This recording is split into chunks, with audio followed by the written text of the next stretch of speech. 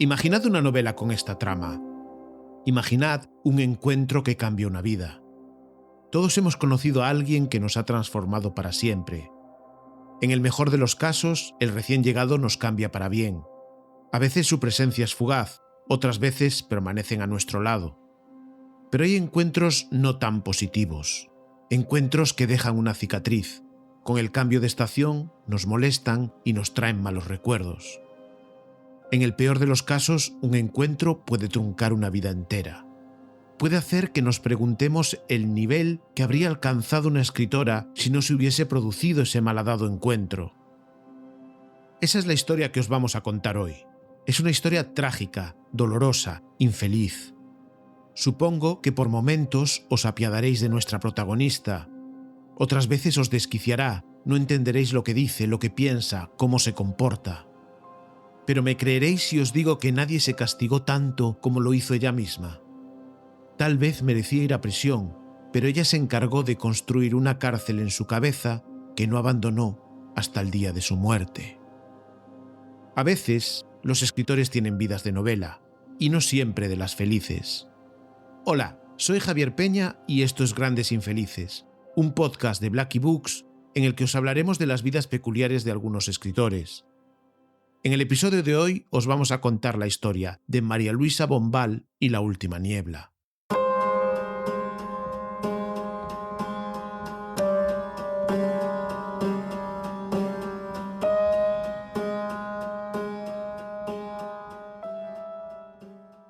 Chile. Nuestra historia comienza con un barco que atraviesa la niebla, una densa niebla, hasta avistar el puerto de Valparaíso. Estamos en abril de 1931 y a bordo del transatlántico Reina del Pacífico navega María Luisa Bombal, que regresa a Chile desde Francia. Nuestra historia comienza, pues, en un barco con una escena alegre y cargada de ilusión. Pero así es como suelen empezar las grandes tragedias. La madre y las hermanas pequeñas de María Luisa acuden al puerto de Valparaíso para recibirla.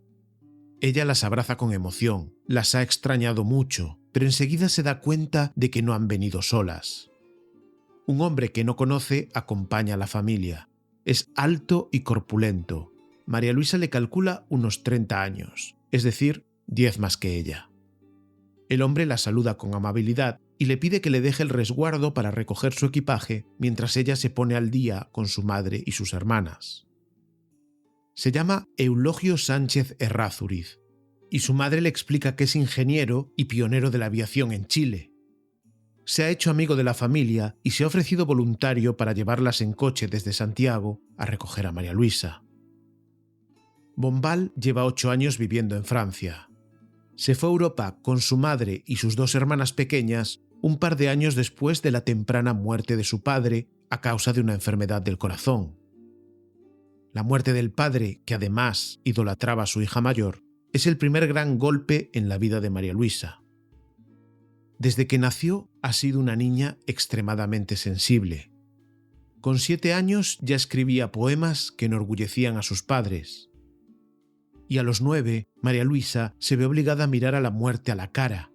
No puede entender que su padre estuviese hablando con ella un día y pocos días después esté encerrado en un ataúd. En La última niebla narra el momento en que la protagonista ve a su primera persona muerta. La muchacha que yace en ese ataúd blanco no hace 2 días coloreaba tarjetas postales sentada bajo el emparrado. Y ahora, él aquí, aprisionada, inmóvil, en ese largo estuche de madera. Me acerco y miro por primera vez la cara de un muerto. Veo un rostro descolorido, ni un toque de sombra en los anchos párpados cerrados. Un rostro vacío de todo sentimiento. Ese primer contacto de María Luisa con la muerte, con la pérdida del padre, hará que en su cabeza y en sus historias todo se vista con un velo de tragedia en ciernes. Pero de momento, en nuestra historia, María Luisa acaba de regresar a Chile y tiene toda la vida por delante. En el transatlántico piensa precisamente eso. Piensa en las maravillas que le deparará la vida ahora que vuelve a Chile. Cuando ve a Eulogio, a ese hombre que ha ido a recibirla al puerto de Valparaíso, piensa que él es una de las promesas de felicidad que la vida le tiene reservadas. Le sorprende la suerte que ha tenido. ¿Cómo puede ser que haya ocurrido tan pronto? Aún no ha puesto un pie en Chile, sigue a bordo del barco, pero ya ha descubierto el regalo que su país tiene para ofrecerle. Está feliz, radiante. María Luisa Bombal no sabe que acaba de tener el encuentro que le arruinará la vida. Una de las aspiraciones de Bombal siempre ha sido convertirse en escritora. A pesar de su juventud, ha obtenido ya sus primeros éxitos en Francia. En clase de literatura francesa en la Sorbona, cuando el profesor les propone que escriban un cuento al estilo de Perrault, el de Bombal es seleccionado como el mejor. Dirá más adelante que escuchar su nombre aquel día fue uno de los momentos más emocionantes de su vida. Nunca tuve mayor impresión que al oír resonar mi nombre, Marie-Louise Bombal, por todo el anfiteatro. Había seleccionado solo 4 cuentos y el primero era el mío. Pero, como ya hemos dicho, desde la muerte del padre, detrás de su sonrisa joven y vivaz, hay en ella algo que tiende a la tragedia. Se lo dijo el profesor que eligió su cuento en la Sorbona. Usted es una trágica, una pesimista. ¿Por qué? Pero ella no supo qué contestar. Ahora que ha conocido a Eulogio, María Luisa cree que debe dejar aparcada esa propensión a la tragedia. Pero pronto surgirá el primer motivo para el pesimismo. Eulogio está casado. Él asegura que está separado de hecho, pero le debe una cantidad de dinero a su mujer y no puede romper el vínculo definitivamente, al menos no por el momento. Esto hace que Eulogio y María Luisa desarrollen su relación en la semiclandestinidad. Él le ha prometido que se casará con ella, y eso es suficiente para María Luisa. En Bombal existirá siempre una enorme contradicción. Sus novelas tienen algo de pioneras del feminismo. En Chile, a la vuelta de Francia, la ven como una excéntrica, demasiado libre e inteligente para lo que la sociedad chilena tradicional espera de una mujer. Al mismo tiempo, está obsesionada con que la misión principal de su vida es amar y ser amada. Su misión es casarse, y esa obsesión la consumirá.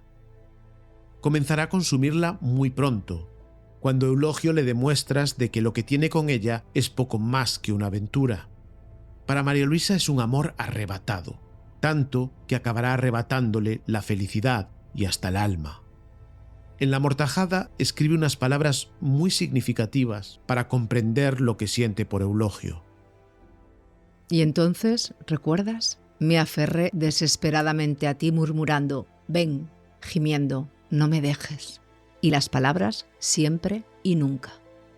Esa noche me entregué a ti, nada más que por sentirte ciñéndome la cintura.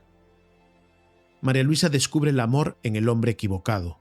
Es un amor espiritual, pero también profundamente físico. Ella más adelante describirá en La última niebla el primer orgasmo femenino de toda la literatura latinoamericana. Unas líneas que son ya historia de nuestras letras y que traen a la imaginación recuerdos del éxtasis de Santa Teresa de Bernini. Lo estrecho siempre con más afán. Siento correr la sangre dentro de sus venas. Me pongo a temblar. Su cuerpo me cubre como una grande ola hirviente. Me acaricia, me quema, me penetra, me envuelve, me arrastra desfallecida. A mi garganta sube algo así como un sollozo. Y no sé por qué empiezo a quejarme. Y no sé por qué me es dulce quejarme. Y dulce a mi cuerpo el cansancio por la preciosa carga que pesa entre mis muslos. Por asegurar y retener ese amor tan intenso que siente por Eulogio, haría todo lo que estuviese en sus manos. Incluso, si es necesario, pedir la ayuda de lo sobrenatural. María Luisa contará que en esa época fue a ver una adivina que le dijo algo misterioso. La adivina veía a un hombre que quería salir de casa, pero no podía porque una niebla recubría todo el lugar. Coincidió con la época en la que Eulogio comenzó a poner excusas para no verla. Una de ellas fue que había mucha niebla. María Luisa se obsesionará con la niebla, que será fundamental en su obra. La niebla también estará presente cuando María Luisa capte por fin las señales de que Eulogio la está dejando de lado. Prácticamente todas las tardes va a casa de Eulogio, pero él nunca aparece. Siempre tiene algo que hacer, algún compromiso que atender. La empleada del hogar le sirve el té y ella espera en silencio. Luego, cuando ha oscurecido, se marcha caminando a su casa.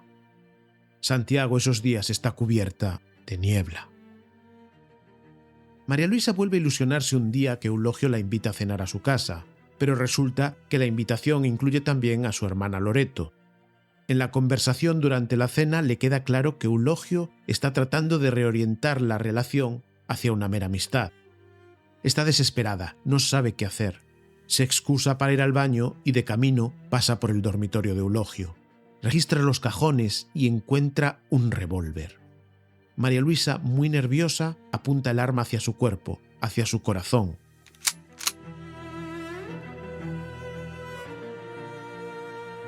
Pero en el último momento no se atreve, lo desvía y se pega un tiro en el hombro. Hay un fragmento en La amortajada que está inspirado en este momento crucial de su vida. Saqué el arma de la manga de mi abrigo, la palpé recelosa, como una pequeña bestia aturdida que puede retorcerse y morder. Con infinitas precauciones me la apoyé contra la sien, contra el corazón. Luego, bruscamente, disparé contra un árbol. Fue un chasquido, un insignificante chasquido como el que descarga una sábana azotada por el viento. Pero, Ricardo, allá en el tronco del árbol quedó un horrendo boquete disparejo y negro de pólvora. Mi pecho desgarrado así, mi carne, mis venas dispersas. ¡Ay no! Nunca tendría ese valor. Sí lo tenía, sí lo había tenido. María Luisa se había destrozado el hombro. Eulogio la visita en el hospital y allí encuentra a una María Luisa que solo puede llorar. Él le dice que no se preocupe, que se casará con ella, que encontrará la forma de devolver el dinero que le debe a su mujer. No sabemos si realmente se ha apiadado de Bombal o solo busca ganar tiempo, porque las palabras de consuelo de Eulogio de nuevo son mentira y harán más daño de lo que curarán. María Luisa pasa un mes en el hospital. La herida tarda 3 meses en cerrarse. En realidad no cerrará nunca. La cicatriz en el hombro será el recuerdo del desengaño. Porque, a pesar de sus promesas, Eulogio la evita todo lo que puede. Y ella, en vez de olvidarlo, se obsesiona más y más. Eulogio le dice que se ha mudado y le da una nueva dirección. Ella deja mensajes una y otra vez hasta que el telefonista cansado le dice: «Mire, ese hombre ni vive ni ha vivido aquí». María Luisa descubre la verdadera dirección de Eulogio y se planta en la puerta. Le abre la empleada del hogar que le servía el té en la otra casa mientras ella esperaba en vano. Intenta detener a Bombal pero no puede frenarla. Ella se cuela en el dormitorio, vuelve a registrar los cajones, encuentra fotos de Eulogio con otra mujer que no es su esposa y se marcha de allí con las fotos y el revólver.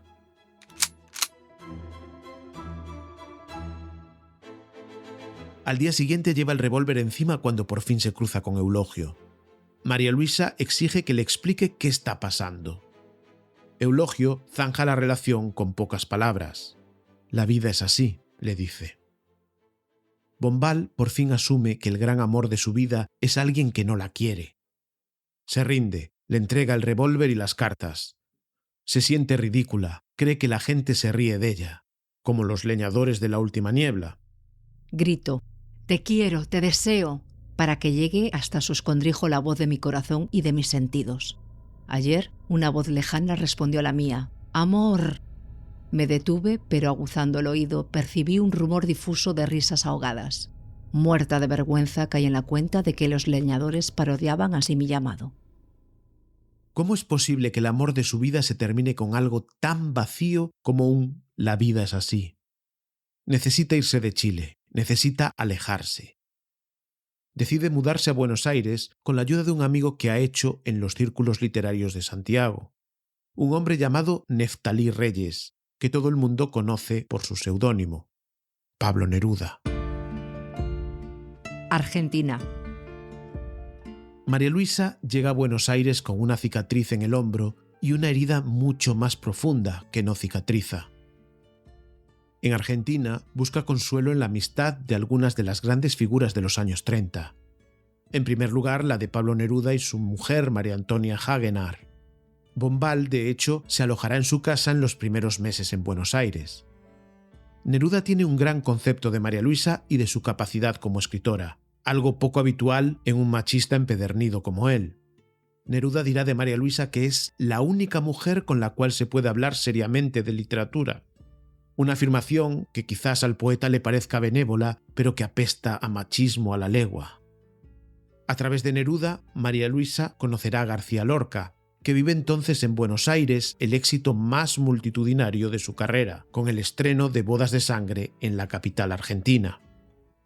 Bombal dirá que Lorca es el hombre con más vitalidad y encanto de cuantos ha conocido en su vida. A través de Lorca le presentarán a Jorge Larco, el escenógrafo de Bodas de Sangre, con quien María Luisa se acabará casando. Pero eso sucederá más tarde, cuando Neruda se marche a Barcelona como cónsul de Chile. Antes, María Luisa comenzará a escribir en la cocina de la casa del poeta, en la calle Corrientes, su primera novela corta, La última niebla. Por supuesto, la niebla tenía que estar presente.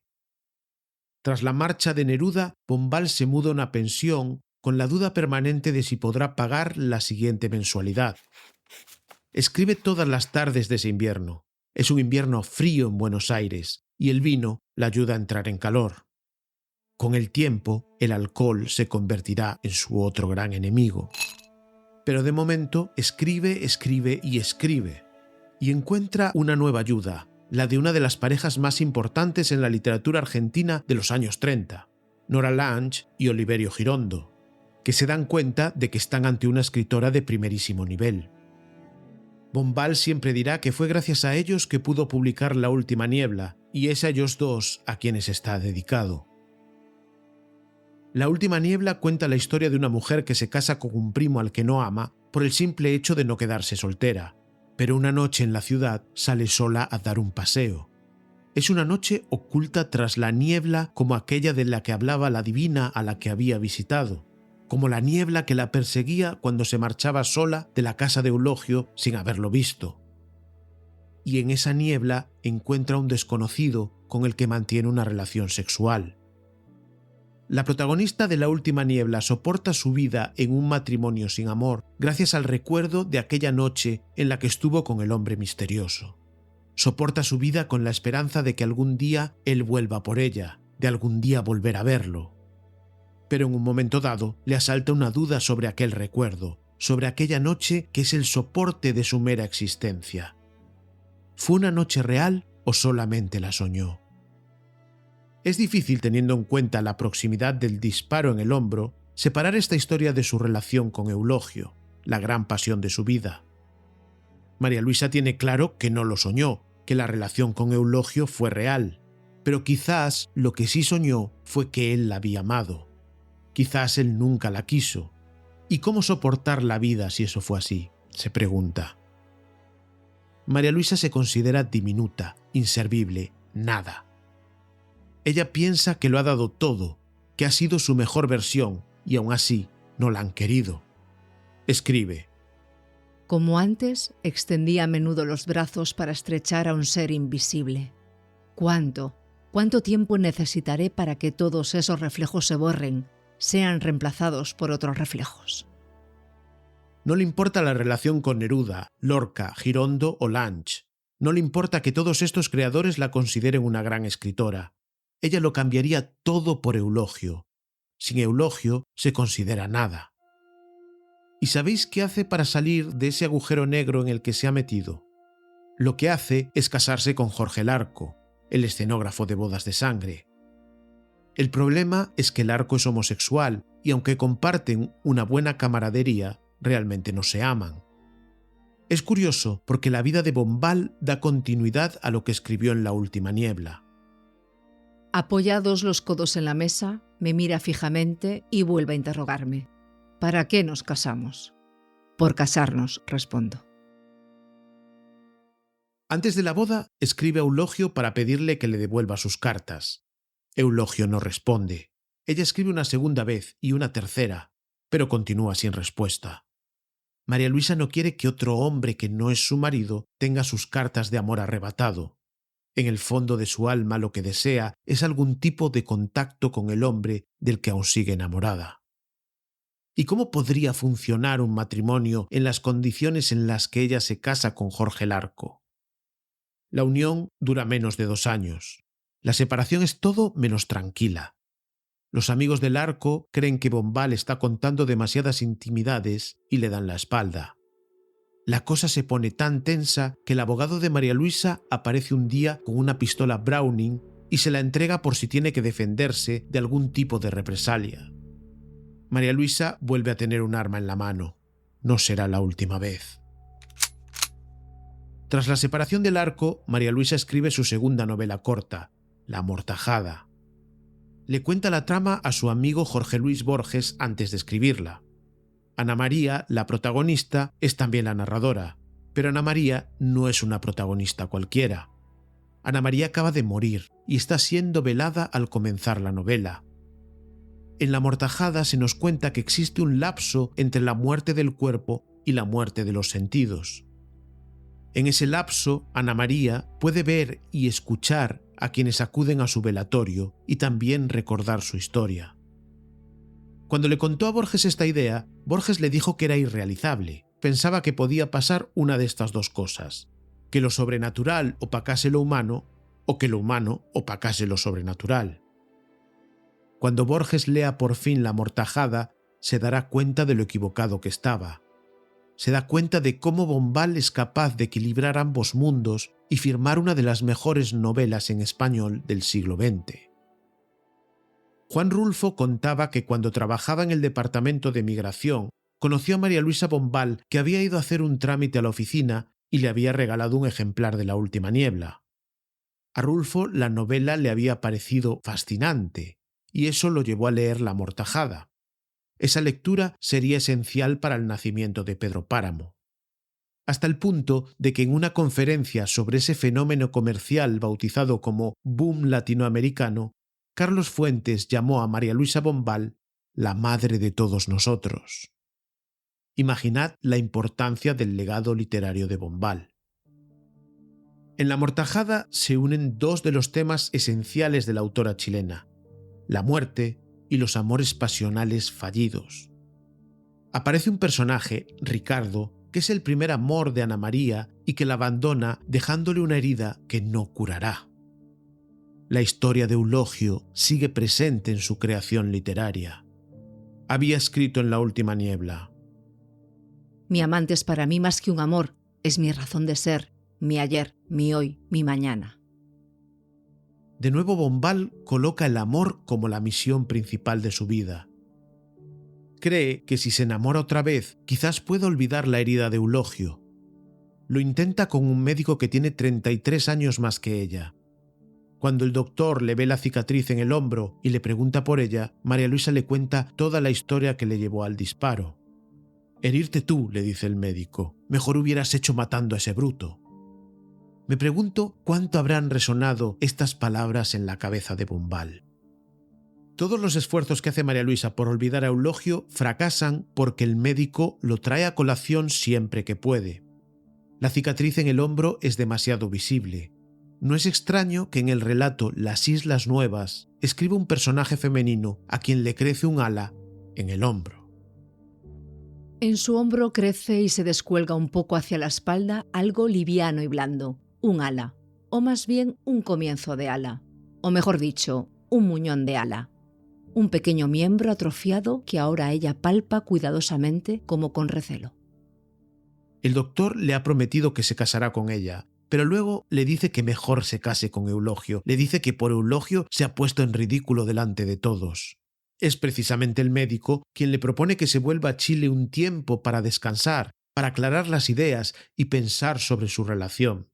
Este médico, un personaje secundario, un personaje sin importancia en la trama, como en muchas novelas, será fundamental para que la historia trágica de Bombal alcance su clímax. Nos encontramos en agosto de 1940 y María Luisa regresa a Chile tras 7 años en Buenos Aires. Lo hace con 2 novelas que la han convertido en una de las voces más interesantes de toda Hispanoamérica. Lo hace sin haber superado aquel encuentro maldito al bajarse de un transatlántico. Pero lo peor está por llegar. Chile. María Luisa descansa en Puerto Varas mientras escribe la que debería ser su tercera novela corta, La historia de María Griselda. Su carrera como escritora avanza firme, pero esa carrera va a detenerse abruptamente en enero de 1941. Duele preguntarse hasta dónde podría haber llegado si no hubiese ocurrido lo que está a punto de suceder. En Puerto Varas, Bombal enferma de difteria y regresa a Santiago. Aún débil por la enfermedad, lee un periódico en la cama. Pasa una página y de repente se queda sin respiración. En una de las fotografías aparece alguien muy conocido. Han pasado 8 años, pero es imposible que no lo reconozca. Es Eulogio Sánchez Errázuriz, que regresa a Chile desde Estados Unidos. No regresa solo, regresa con su esposa. Una esposa distinta, no aquella que era incapaz de dejar cuando estaba con Bombal, sino una nueva.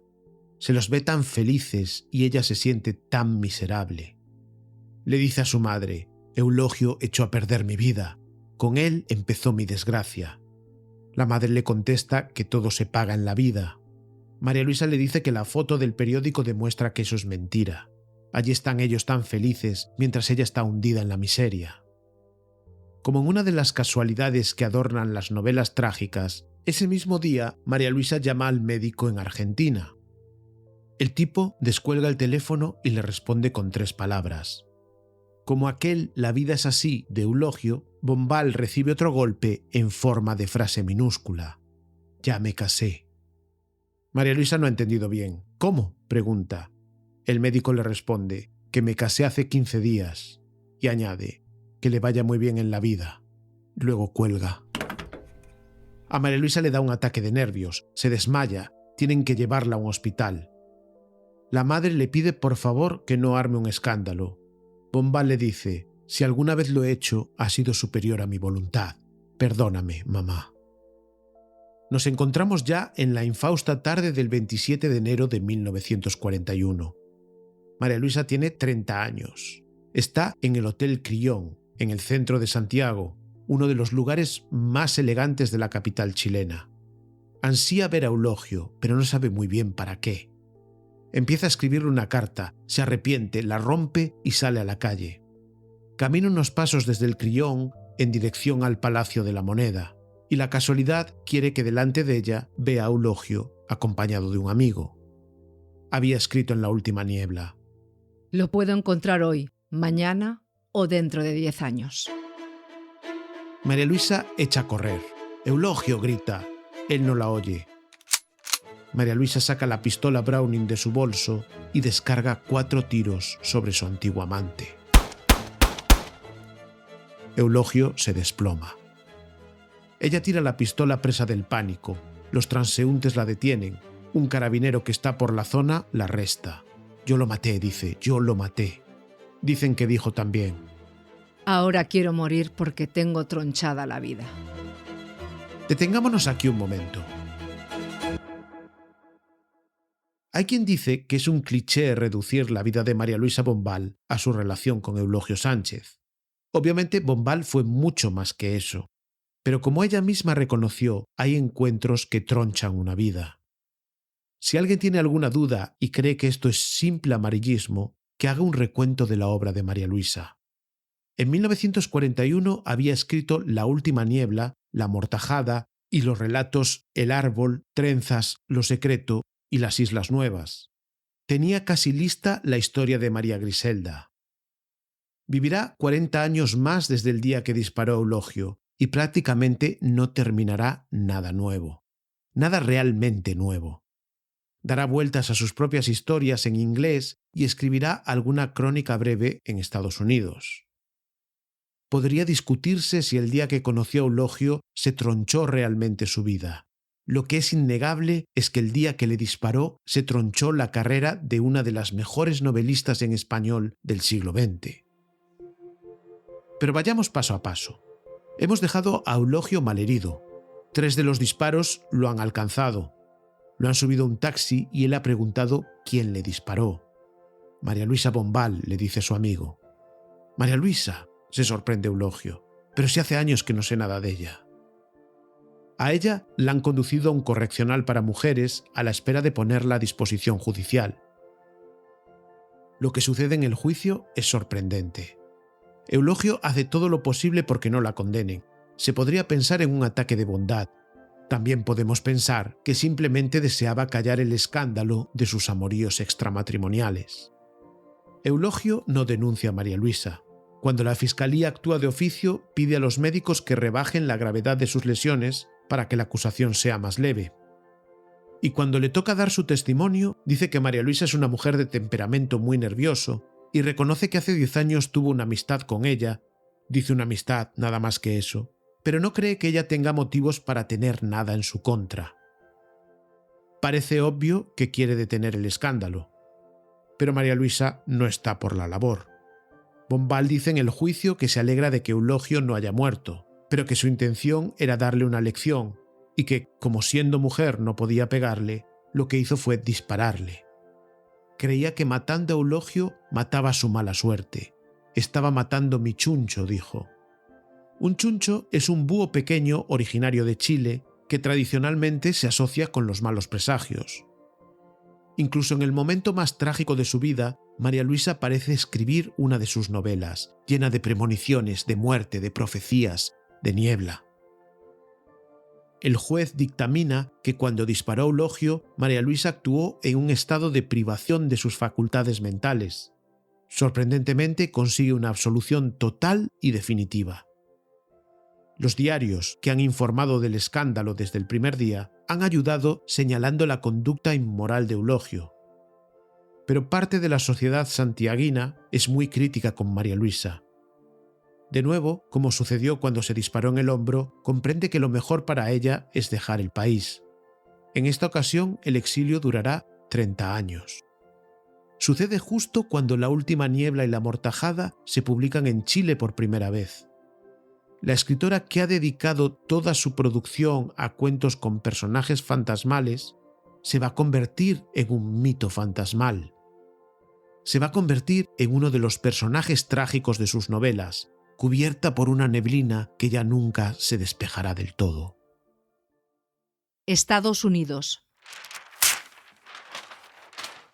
María Luisa conserva algunas amistades y a través del ministro del Interior consigue un trabajo en la Embajada de Washington.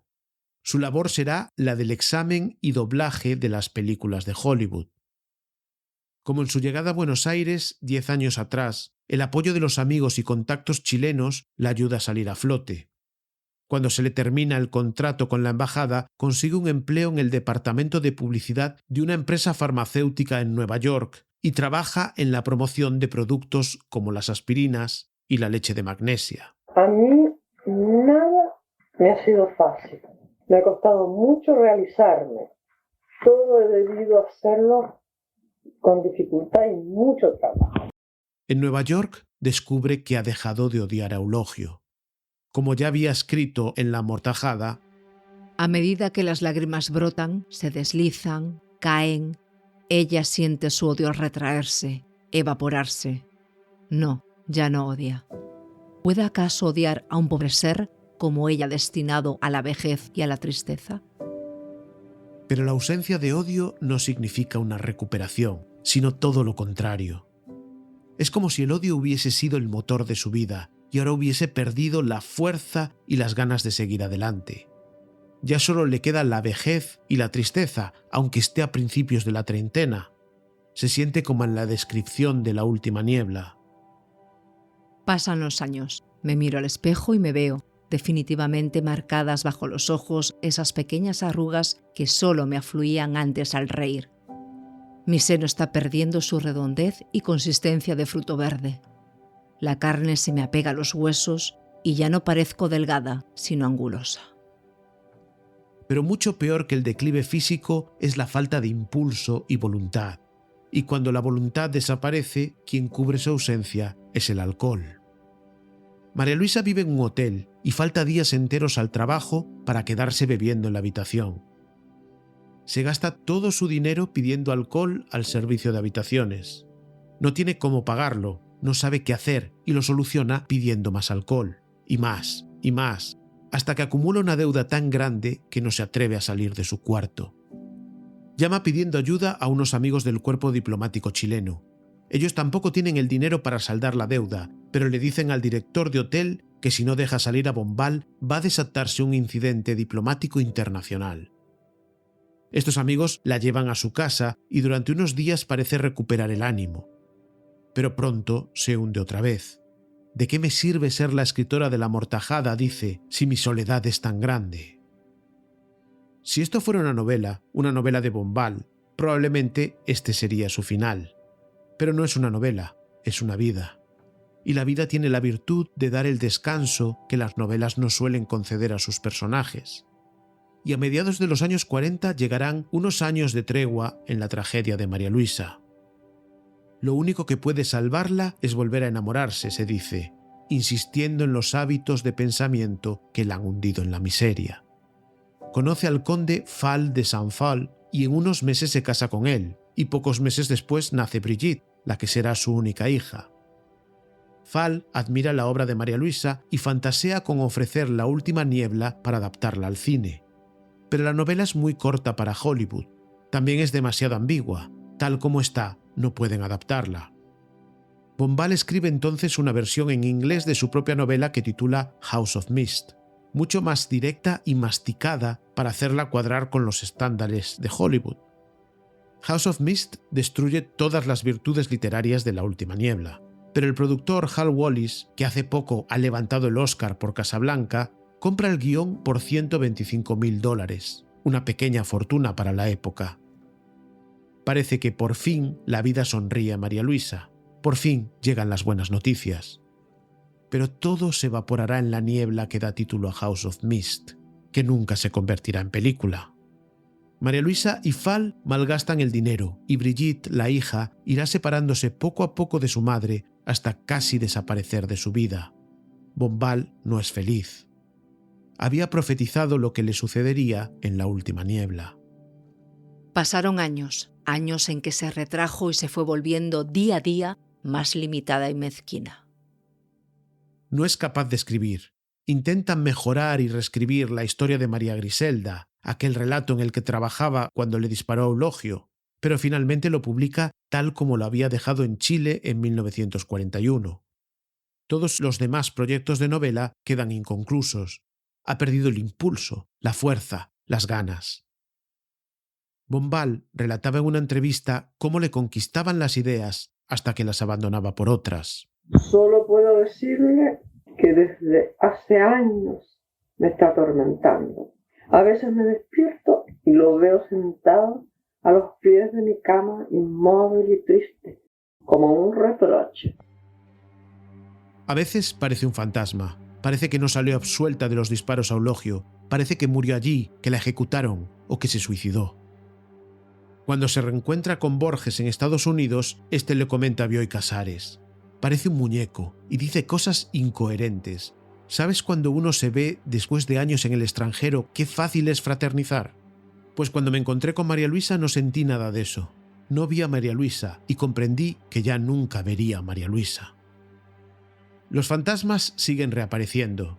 En 1956 recibe a través de una amiga la única comunicación que tendrá con Eulogio tras los disparos. Dígale que ya todo pasó definitivamente, dirá Eulogio, que todo está olvidado. Ese mismo año, Eulogio fallece en un accidente de aviación. En Chile, el mito de Bombal crece cada año, pero lo hace en una especie de niebla, la niebla que siempre acompaña a su obra. Muchos creen que está muerta. Los jóvenes incluso se sorprenden de que sea una persona real, que esa escritora mítica exista. Sus libros son una obra de culto y no paran de leerse y reeditarse. Lo más real de esos años nebulosos es el alcohol y la muerte. La muerte siempre es real. El 8 de diciembre de 1969, Fall de Saint-Phal muere en Nueva York y María Luisa vuelve a estar sola. En una entrevista le preguntan cuál ha sido el momento menos feliz de su vida. «Ay», responde, «montones, las 3/4 partes de mi vida». Cuando le preguntan qué es lo que hace a un escritor diferente al resto del mundo, ella tiene clara la respuesta. María Luisa, ¿qué es a su juicio lo que hace que un escritor sea diferente a las demás personas? Que sufra tanto, que sufra. Bombal deja Estados Unidos para vivir con su hermana en Buenos Aires y después, definitivamente, regresa a Chile. Chile. Regresa a Chile el 26 de agosto de 1973, 16 días antes de la toma del Palacio de la Moneda y la muerte de Salvador Allende. Bombal será una pinochetista convencida. Dirá que con Pinochet reconoce a Chile. Dirá que el gobierno de Pinochet es democrático y respetuoso con los derechos humanos. Es curioso que escoja para definirlo probablemente las dos características que menos definan al régimen de Pinochet. Pero su apoyo sonrojante al régimen pinochetista no vendrá acompañado de la recompensa que tal vez esperaba de ellos. Bombal volverá a tener problemas económicos y será su sobrina la que le mande una asignación de $300 mensuales. Finalmente, el ministerio le concederá una pensión. Y aunque cada año es favorita para recibir el Premio Nacional de Literatura, año tras año ve cómo le adelanta otro escritor. Se siente sola, desesperada. Recibe una carta de su hermana y le responde: Tu carta ha venido a traerme un poco de aliento a esta muerte en vida, que es mi vida. La muerte misma debe ser menos triste y solitaria, imagino. La bebida es su compañera habitual. Un joven recuerda encontrarse con una mujer mayor con aliento a alcohol en la Academia Chilena de la Lengua y preguntar quién es. Esa es la Bombal, le dicen. Quizás la preferían cuando era solo un fantasma. En sus últimos años, María Luisa mira hacia atrás, hace balance de su vida y se da cuenta de que ha sido un fracaso. Supongo que pensará qué habría sido de su vida si aquella vez que llegó en el Reina del Pacífico no hubiese ido a recogerla aquel hombre alto y corpulento, pionero de la aviación en Chile. Pensará algo parecido a lo que escribió en La última niebla. Era mi destino. La casa, mi amor y mi aventura. Todo se ha desvanecido en la niebla. Un día debe hacer un papeleo en Santiago y recorre los lugares donde todo sucedió con Eulogio. Sufre más al revivirlo que cuando ocurrieron los hechos. En su momento, la ira la había protegido del dolor. Ahora todo le parecía triste e inútil. Hay pocas cosas más infelices que mirar hacia atrás y verlo todo triste e inútil. A principios de 1980, María Luisa enferma. La bebida ha hecho estragos y la cirrosis está avanzada. El médico le dice que o deja la bebida por completo o morirá. Ella se compromete a dejarlo, pero el compromiso le dura 2 días. Al tercero vuelve a beber su habitual vino blanco del mediodía. Sus amigos sienten que tienen que hacer algo y le echan agua en las botellas. Cuando María Luisa bebe el vino aguado, desata su furia contra el declive de los vinos chilenos. No deja de beber porque ya no quiere vivir. Perdí la partida con Dios, dice. Algunos intelectuales intentan que se adelante la entrega del Premio Nacional de Literatura para que Bombal no fallezca sin obtenerlo, pero ya es demasiado tarde. El 6 de mayo de 1980, a un mes de cumplir los 70 años, María Luisa Bombal fallece. Lo hace sola, como en realidad lo ha estado, o se ha sentido, gran parte de su vida. Su hija Brigitte no aparece en la cremación. Los allegados de María Luisa tardan varios días en poder contactar con Brigitte y comunicarle que su madre ha muerto. Quedarán para siempre las 3 novelas cortas y los 4 relatos que escribió entre 1933 y 1941. Después de Disparar al chuncho, María Luisa dejó de crear obras maestras. Apenas creó nada más. Su talento, su inmenso talento, se extravió en la niebla y no volvió a aparecer como aquel amante de su primera novela. Esta es la historia de María Luisa, una historia trágica. Ahora sois vosotros quienes debéis decidir si creéis que hay encuentros que tronchan una vida o si creéis que hemos caído en el cliché.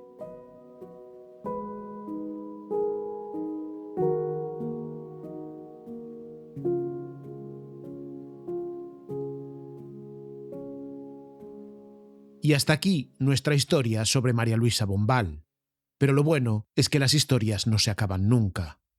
Y en 15 días volvemos con otro autor. Os dejamos una pista.